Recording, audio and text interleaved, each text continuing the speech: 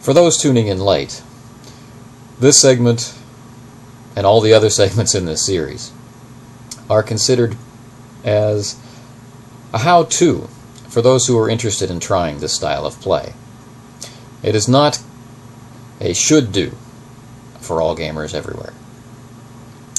It should also be noted that the common conception of this style of play is generally distorted and taken to extremes, because, after all, this is the internet.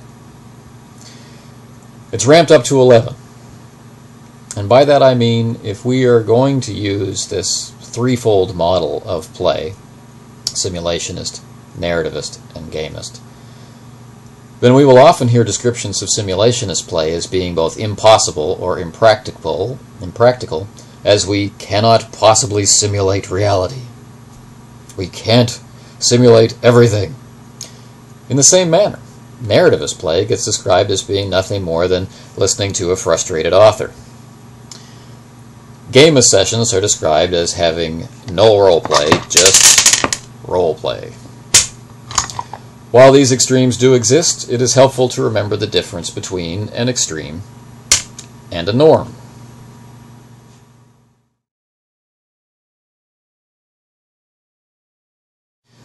In a simulationist immersive game, information can become a stumbling block to both simulation and immersion if the players are not prepared to consider the difference between the ratio of knowledge, action, and time between themselves and the characters that they have created.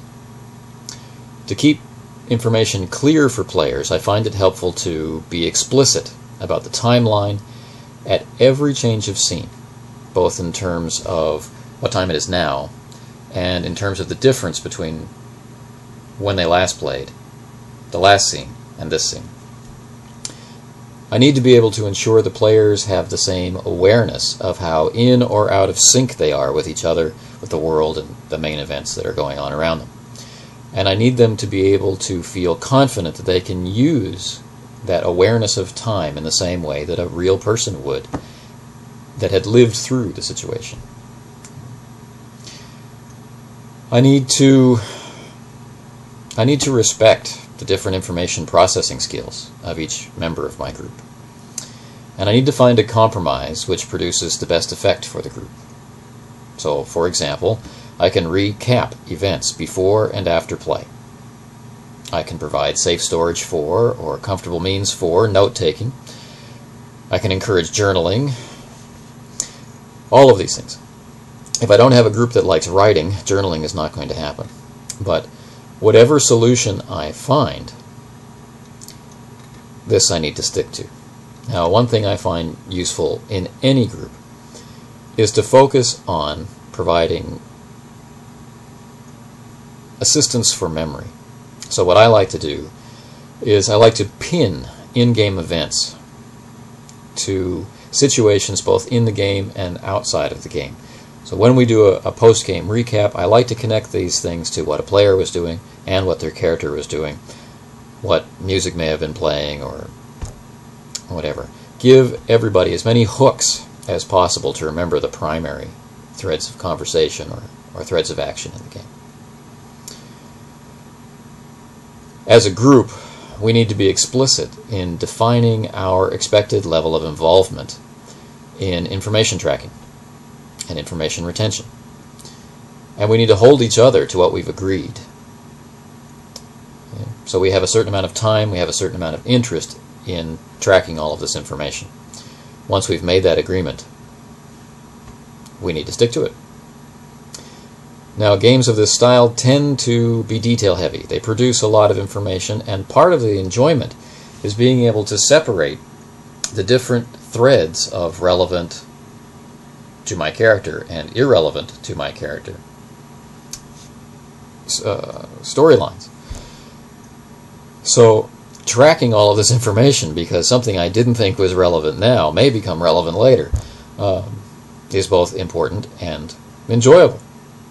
So, handling information well and taking an interest in that information, both in the game and outside of the game, is a sign that that players are both developing the skill to handle this sort of gameplay and have that leaning, have that interest to do so.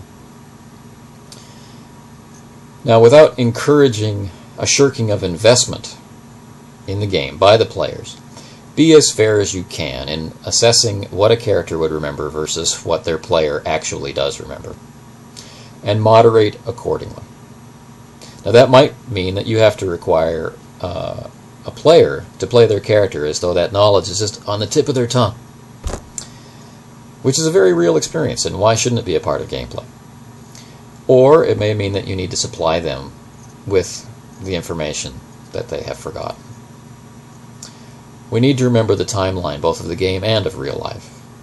If 2 weeks and a lot of overtime shifts intersect two scenes which are really only 5 minutes apart in the game, it behooves you, for the plausibility of your game and the consistency of your game, to remind the players of something that they've forgotten.